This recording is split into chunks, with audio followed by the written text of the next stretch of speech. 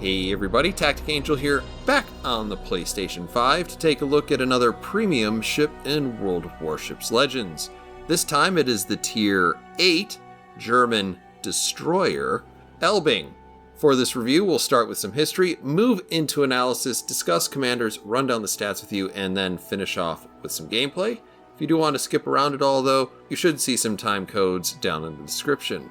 The Elbing in game is a representation of the Spähkreuzer. For the vast majority of folks who don't speak German, this means effectively either scout cruiser or reconnaissance cruiser. Depending on your source, there's some debate about how to classify this ship. This program was a follow-on from the M-class cruiser program, with the M-class cruiser being known to us in World of Warships Legends as the München.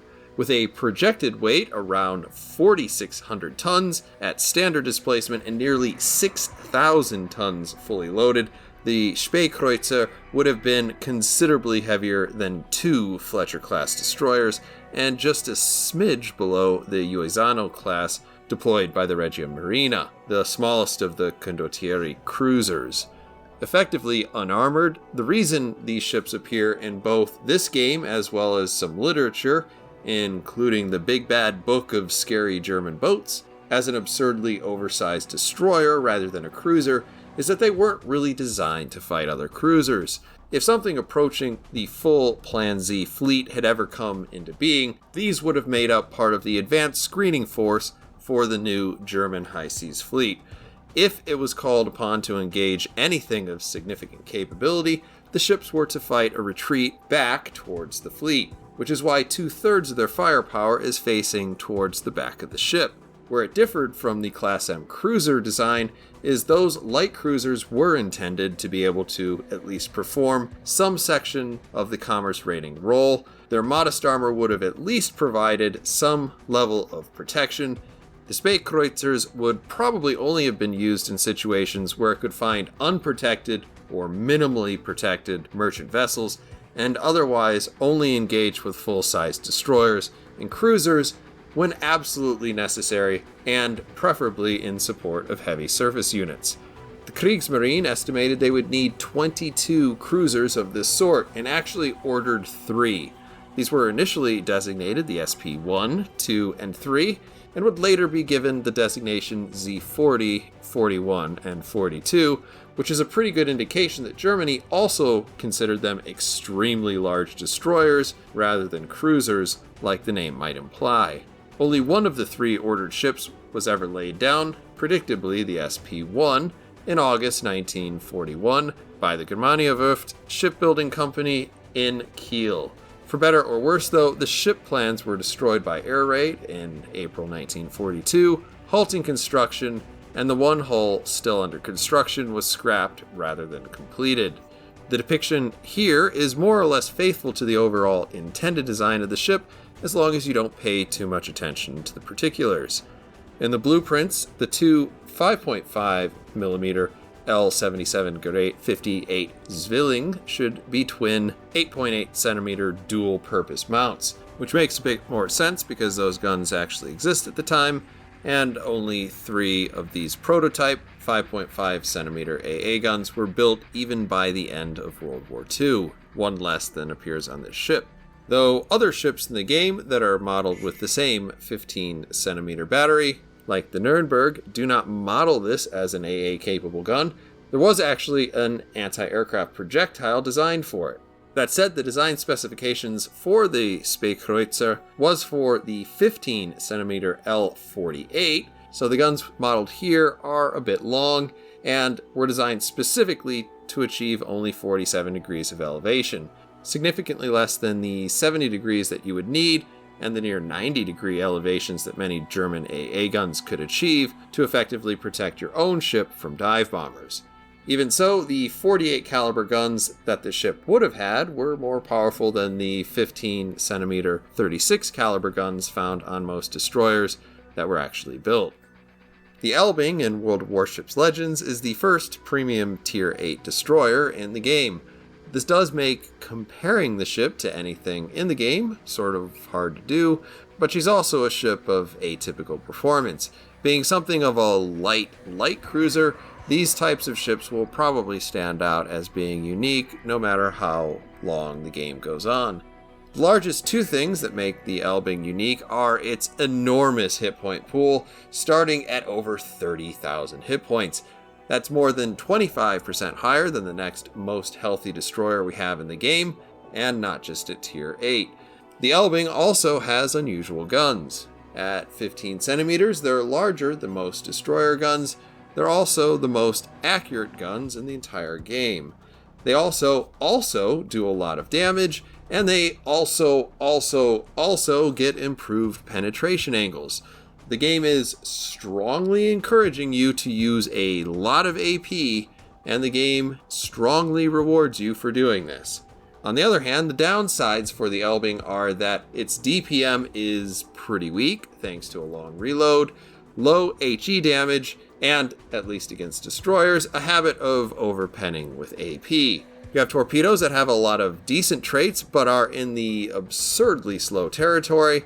But most of all, this ship is a ham planet as far as destroyers go, and it feels like it in every way.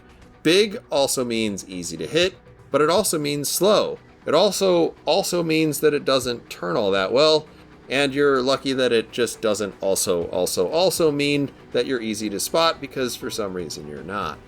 Ultimately, this makes the Elbing a little terror to perhaps everything other than other destroyers, which is kind of a strange thing to be as a gunboat.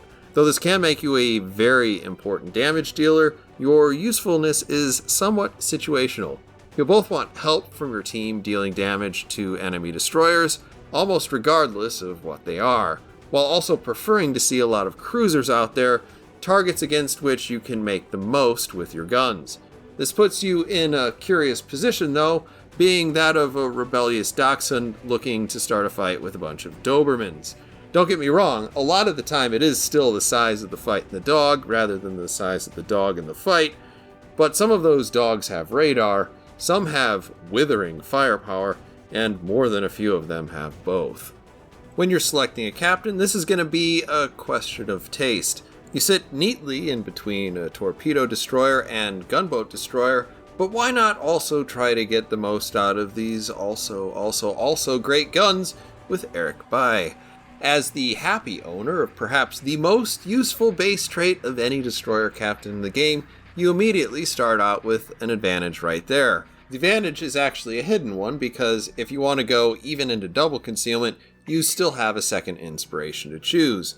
Now usually this goes into more HP, which definitely works on Elbing, just like it does any other ship, but it also opens up a world of untraditional choices, like Halsey to make the AP slap that much harder, or Zhenbing, who will further improve the minimum ricochet angles of your shells, which on a ship with preferential penetration angles can create sort of absurd outcomes. Chief downside here is that this ship will feel that much slower with Bai at the helm, and you're going to feel cheated by your main battery gun range more than likely.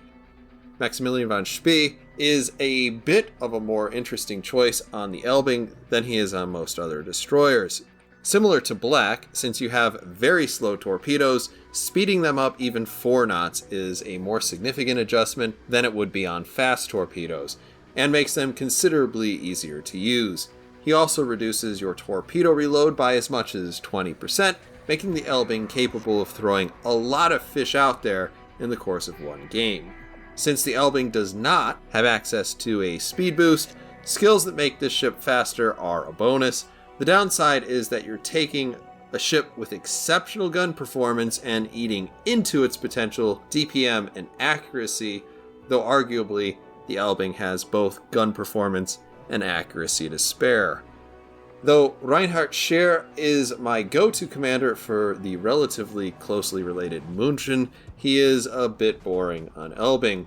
He does offer you probably the only reasonable way to increase your fire chance, and that may seem like a good idea since the Elbing does struggle to start fires, but if you're spending long periods of time using HE with this ship, you may not really get what this ship is all about. Currently, he does seem to have the only ability that actually does increase the Elbing's middling main battery range, but increasing speed and maneuverability may be more useful than that. In any case, there's nothing incredibly sexy about this particular build. As we jump into stats, we'll try to compare this to other Tier 8 destroyers, but there aren't that many of them, so we might have to borrow a little up and down one tier for comparison purposes, extrapolation, whatever. The Elbing's survivability in-game is a bit deceptive. One thing that you will immediately notice is the huge amount of HP that you start out with, 30,900.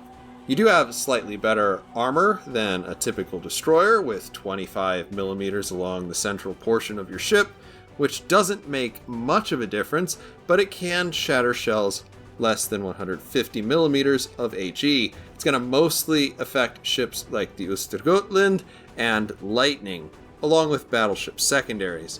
The hidden stat hiding in plain sight here is the absolutely monumental size of this destroyer. Here she is next to the M-class cruiser, the Z-46, the Delny, and the Sumner. For comparison, even if you do have the highest accuracy of any ship in the game, this sort of translates in reverse too. Any ship that wants to shoot at you is going to have better accuracy than they would shooting at any other destroyer in the game, just because you're so huge, so keep that in mind when you go out there playing with your big HP pool. Artillery is going to be a bit deceptive also though, because you also have a lot of gimmicks that go on and a few hidden stats as well. Bad news first though, 7.5 second reload is pretty terrible. It's almost twice the Z46's and contributes with the low 1700 damage HE to mean that you have the worst HE DPM of the 5 destroyers that we have out there, which is just a bit above half of the average. Your 180 degree turret rotation isn't quite as slow as Yugamo's, but that's a lot slower than everything else. It puts you at a disadvantage against anything that looks like a gunboat in the game, and it is only made that much worse by the turret arrangement having her 2 super firing turrets shooting over the back of the ship, hampering your ability to effectively engage offensively. That's actually maybe an advantage if you listen to what this ship is trying to tell you rather than trying to make it what I personally would like it to be. In the area of not so great, you will expect to see these guns with better than average range, and actually much longer ranges if you're coming to us from PC and looking at the Elbing on Legends. They currently are kind of on the low side of average, between an average of all the tier 7, 8, and legendary ships you'll be facing. The good thing that you can see here is the AP damage is quite high at 4100 damage, though this doesn't combine with your rate of fire to make even an average damage per minute. You have incredible penetration values and even at range, thanks to good muzzle velocity, and though I have no way of independently confirming this, both the best accuracy of any ship in the game as well as improved penetration angles. So saith Wargaming, and honestly in this case, I completely believe them. The Elbing effortlessly penetrates cruisers at 45 degree angles and seems to easily punch through targets that are 2/3 angled, just as advertised. Also, in spite of its low damage with HE, you still do come in with 1/4 penetration, as with other German ships, meaning that you can pen 37mm of armor. That's kind of everything on a cruiser, and most surfaces on a battleship that aren't belt, turret, or tower. The result of this is that in the hands of a particularly competent and sober gunner, you can actually make up a lot of difference between its low DPM with both HE and AP through careful placement of shots in ways that are hard to really quantify and will depend greatly on the competence of its commander.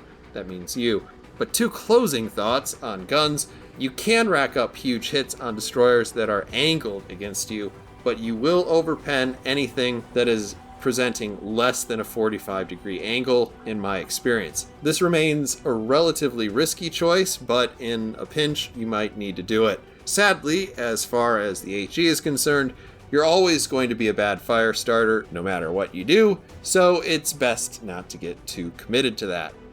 As we come to torpedoes, the Elbing has torpedoes that have a few things that are definitely going for it.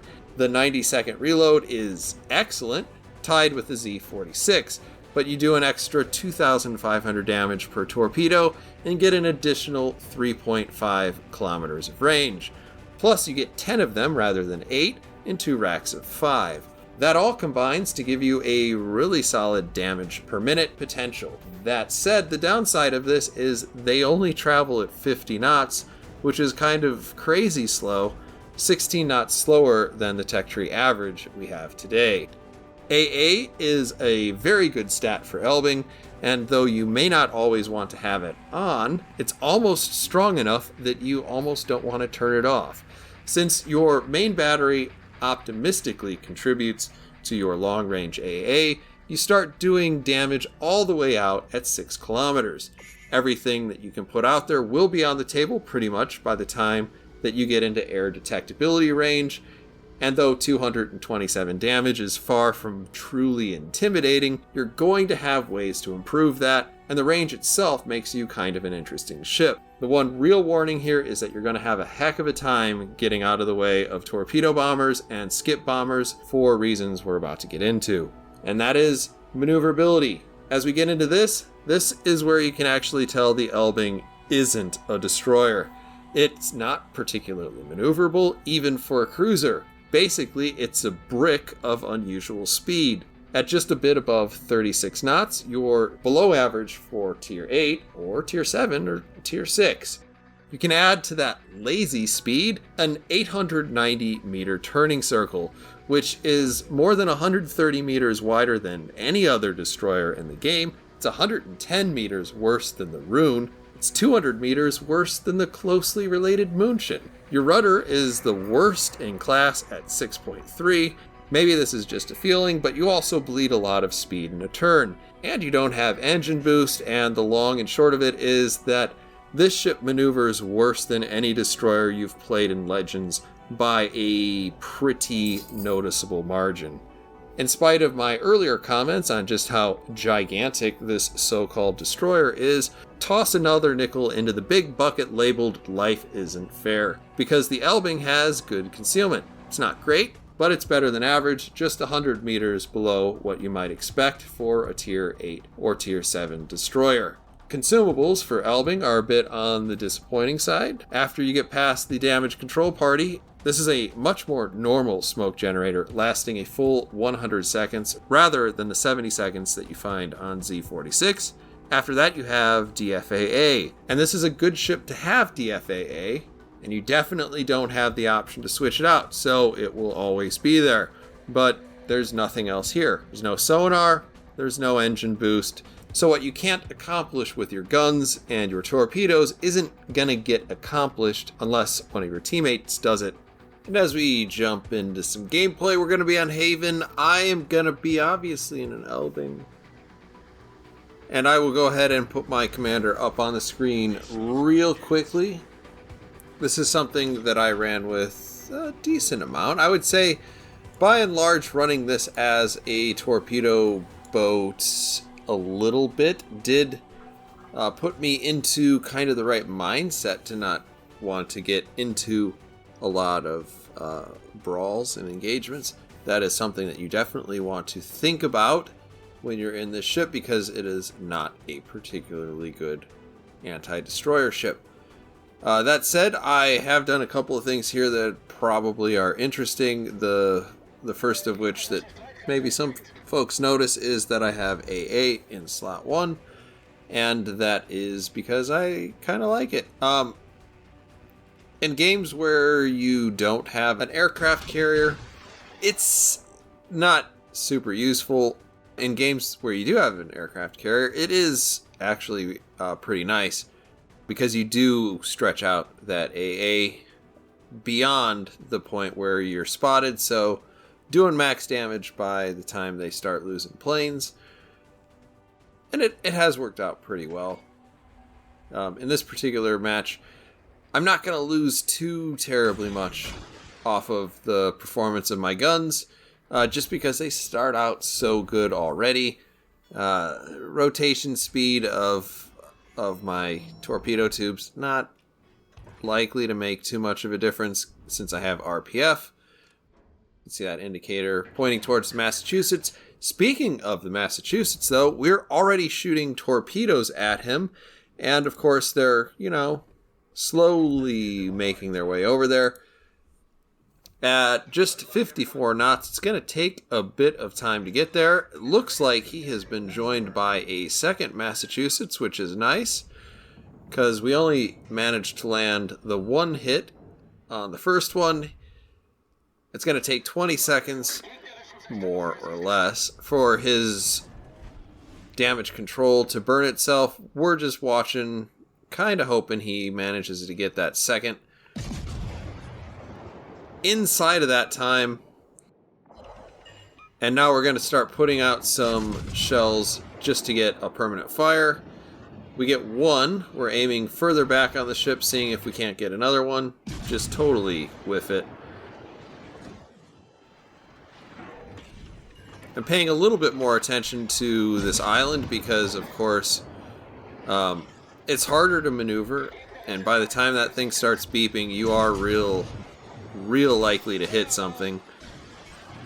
And before I get around this corner, I'm going to put some more fish out there, knowing that I've just got a little bit over 60 seconds before they're reloaded again. Unfortunately, somebody busts my torpedo launcher, and that's going to throw off the timing just a little bit, at least in terms of maximum efficiency.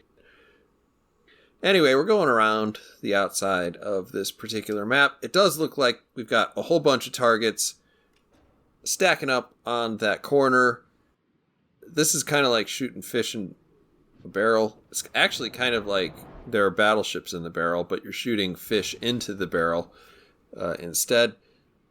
In any case, let's not think too much about that. It's a target-rich environment, and we're going to make the most of it by just putting damage on the board.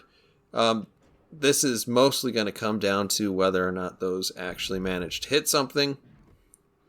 And I'm just kind of scanning the horizon. The indicator here is not giving me a great feel for if those ships are the ones that are closest to me, or if they're not. As it turns out, we've got this Yudachi that's quite a bit closer.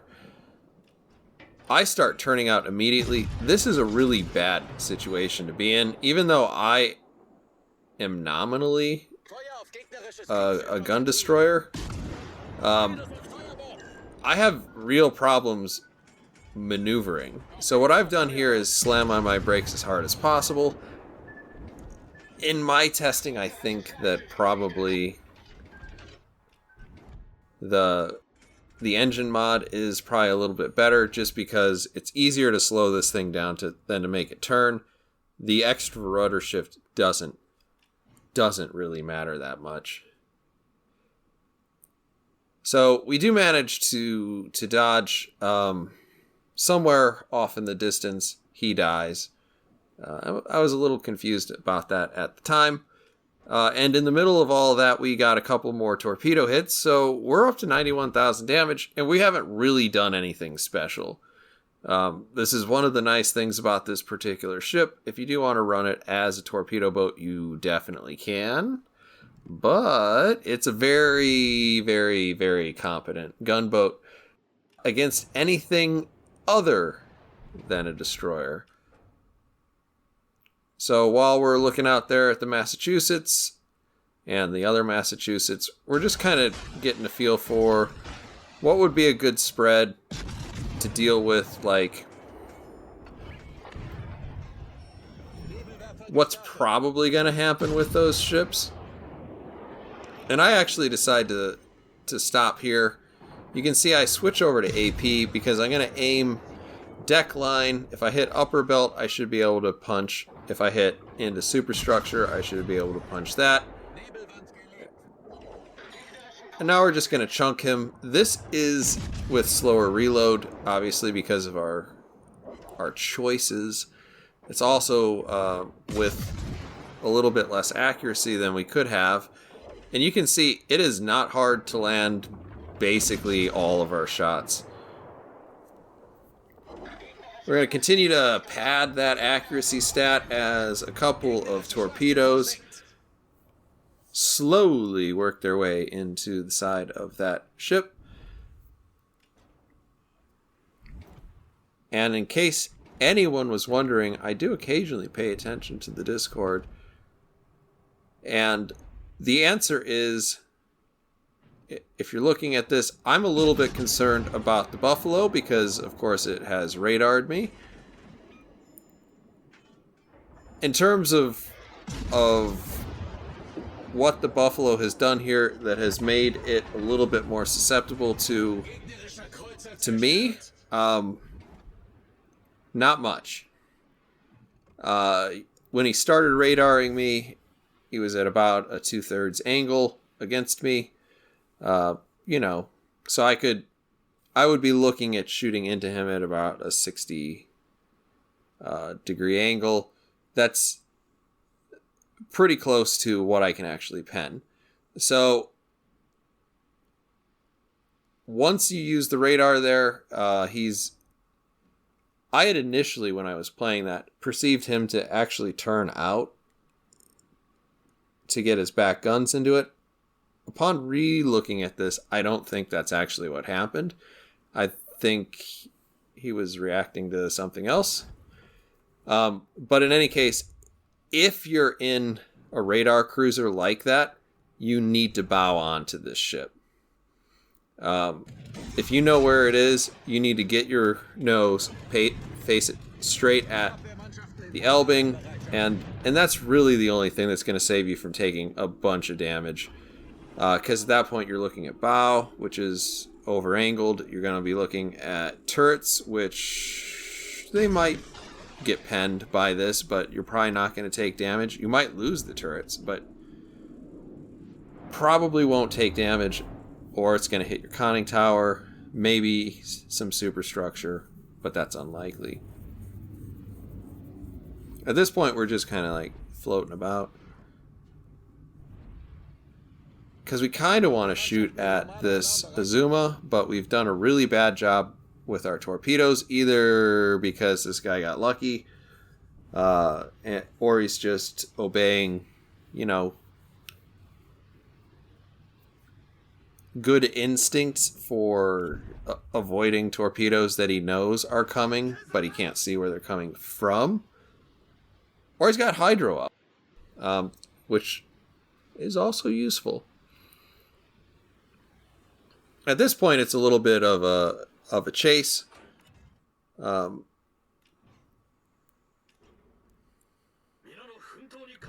looks like he's backing up now. Whatever he's doing, he's doing a pretty good job of just not giving me or any destroyer much of a chance to hit him, because he's driving pretty unpredictably at this point. Whether he's wigged out of his mind or making conscious decisions, all of this is working very well, because I keep shooting my super slow torpedoes at him, super long range, and it's gonna make it pretty difficult to actually hit anything. I figure, why not try to light this guy up just a little bit to see if I can get him to drive more predictably.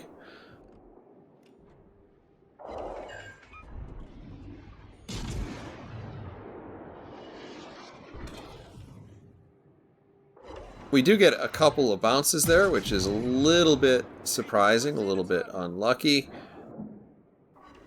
When we're looking at shooting just HE, we're not going to do a ton of damage. This is one of those things about this particular boat that is, a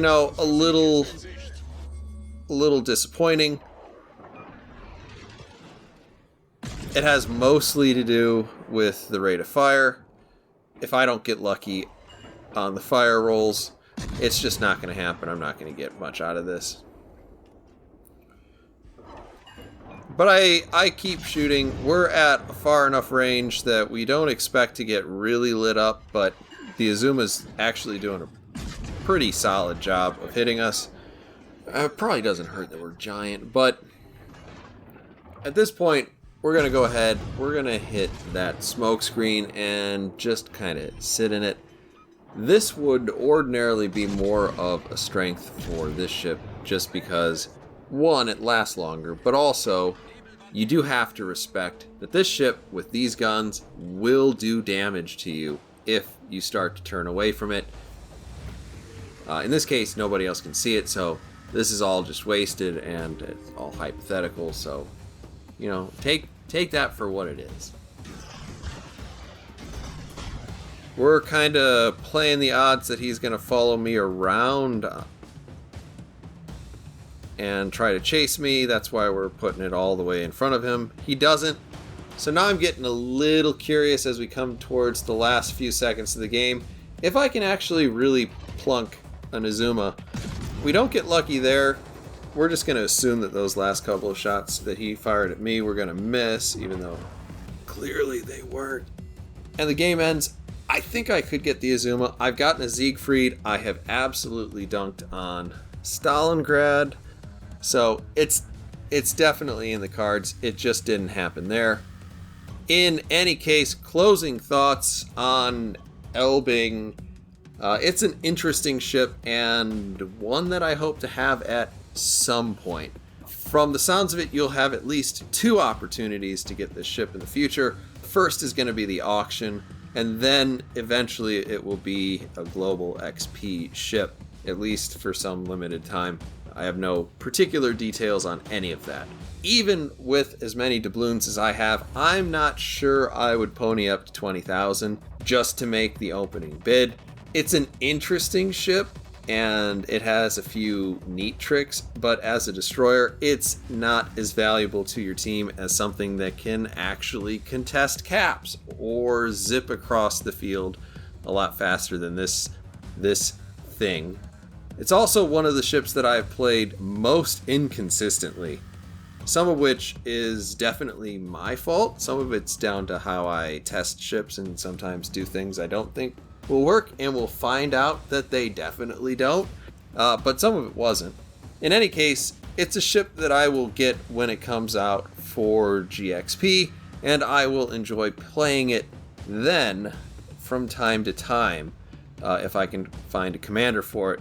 You can basically take this in any direction. I've run this all the way down to full improved minimum ricochet angles with extra AP damage on buy, and I did pretty well, I guess. And I've also done full AP stuff. You can go either way with this thing, and it'll do okay, as long as you know what you're doing with it and don't put it into a situation where it won't perform. Generally speaking, that's the middle of the map. Now, there's no telling when this thing will come out for GXP. I'm happy to wait. If you go with the halfway point between 750,000 and 2 million, that's 1.375. I would guess around Christmas, but the Colbert took 7 months to come back, so it could be quite a bit longer than that. In any case, let me know what you guys think down in the comments. I do hope you enjoyed the review, and of course, I'll see you on the next one.